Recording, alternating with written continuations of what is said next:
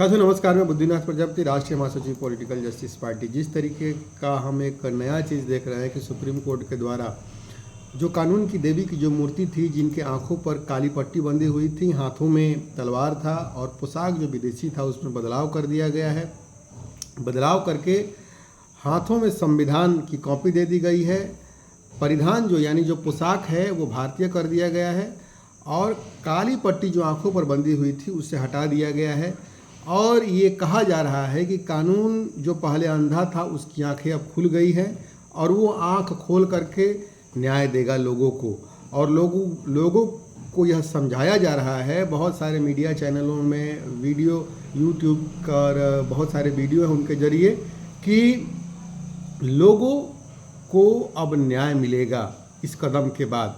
साथियों, इससे किसी तरह की संभावना मेरे विचार से नहीं बन रही है कि लोगों को न्याय मिलेगा।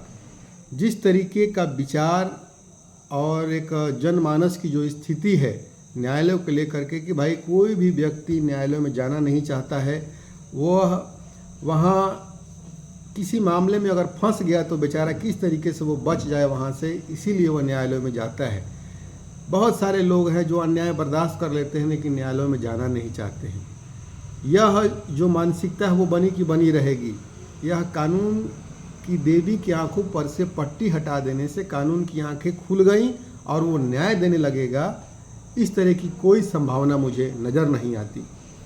अगर सच में न्यायपालिका को इस तरीके से बनाना है कि वो लोगों को न्याय दे, तो इस देश में जूरी सिस्टम लागू करना होगा, तभी जा कर के वास्तविक न्याय लोगों को मिलेगा। साथियों, इस देश में जूरी सिस्टम पहले चलता था, लेकिन 1979 में 1973 में इस व्यवस्था को हटा दिया गया और एक जज वाली व्यवस्था ला दी गई। आज हम देखते हैं खास करके निचली अदालतों में कि एक जज होता है, वही जज एक मामले की सुनवाई करता है और निर्णय दे देता है। एक व्यक्ति के द्वारा किसी एक मामले की सुनवाई करके निर्णय देना, मेरा अनुभव बताता है कि वो निष्पक्ष निर्णय नहीं होता है। एक व्यक्ति, बहुत सारे फैक्टर्स होते हैं, बहुत सारे कारण होते हैं जिससे कि प्रभावित हो जाता है और प्रभावित होकर के ही वो एक निर्णय देता है और वो एक निष्पक्ष जो न्याय होता है वह न्याय नहीं मिल पाता।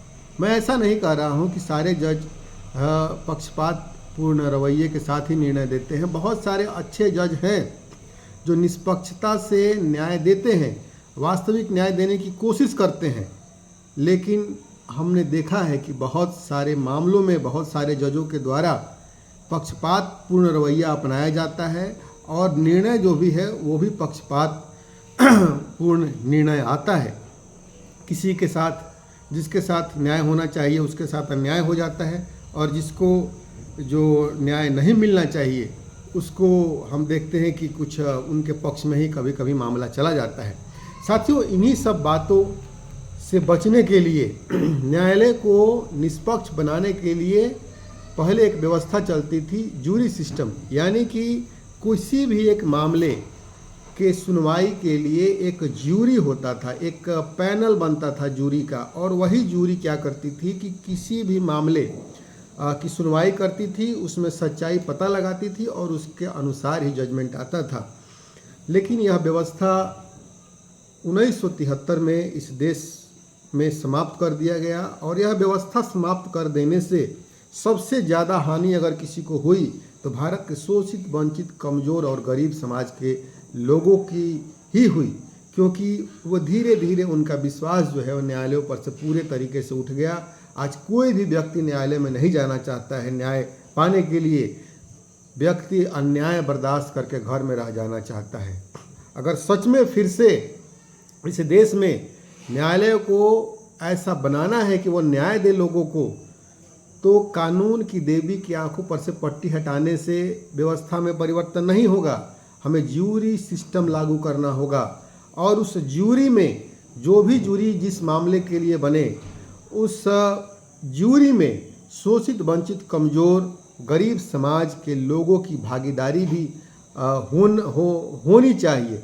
तभी जा कर के खास करके जो गरीब, शोषित, वंचित, कमज़ोर समाज का व्यक्ति है उसके अंदर एक विश्वास जगेगा कि मेरे लिए भी वहाँ लोग बैठे हुए हैं सुनवाई के दौरान, और तभी जा कर के जो विश्वास है न्यायालयों पर लोगों का फिर से जगेगा और न्यायालयों के जरिए भी निष्पक्ष रूप से दोष रहित एक जो निर्णय है वो निर्णय आने लगेगा। और तभी जा कर के जो आँखों पर जो पट्टी है, कानून की आँखों पर जो पट्टी है, तभी जा कर के वो वास्तविक रूप से हटेगी। धन्यवाद।